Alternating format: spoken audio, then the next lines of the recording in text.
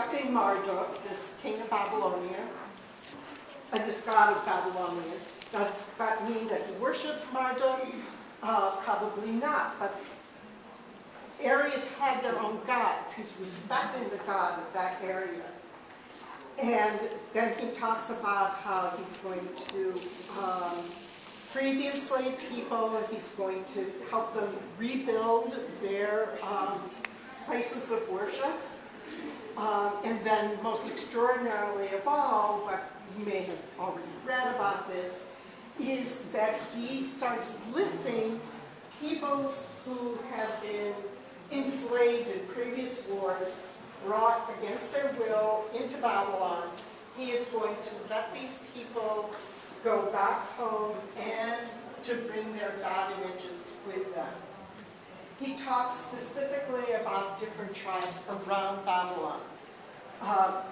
Now, without knowing this, before the cylinder was found, what we had were biblical records which specifically mentioned permitting the Jews to go back with their god figures and also to rebuild the temple. It doesn't say that on here, but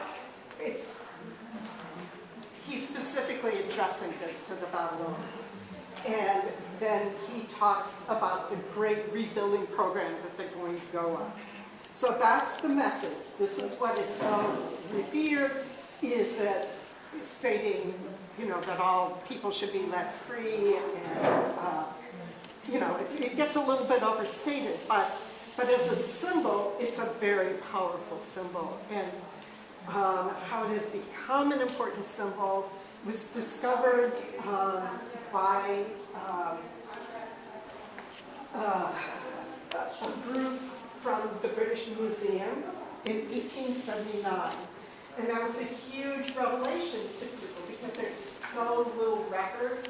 All we have is the Bible record, and the Greek historians Herodotus and Xenophon,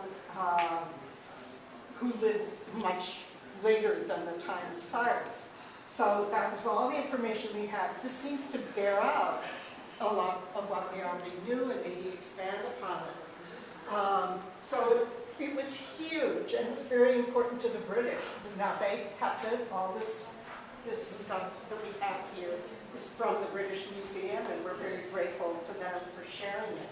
So, it's very important to the British because it relates to their heritage, anybody who has been a follower of the Bible, but it's also very important to the Iranian heritage.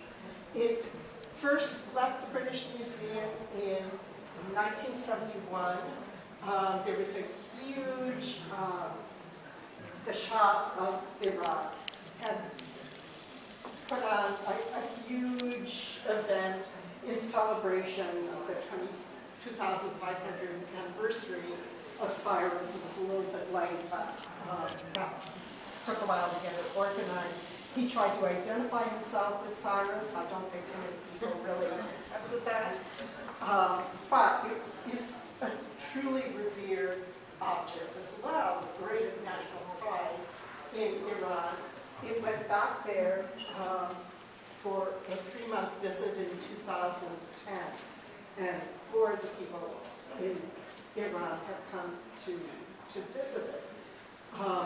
After the 1971 visit to Iran, a replica was given by the sister of the Shah of Iran to the United Nations, where it is in New York on display, translated into the 6 major languages of the UN, along with a very beautiful ancient Persian poem about peace, and has taken a very special meaning to us.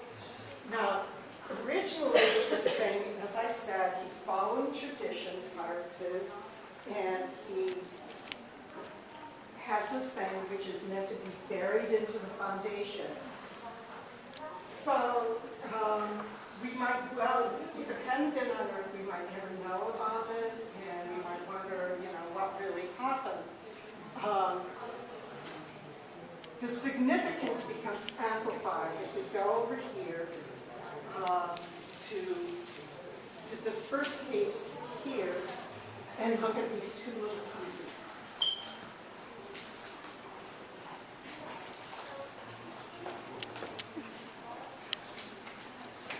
So, these two fragments, the British Museum sponsored a lot of expeditions, archaeological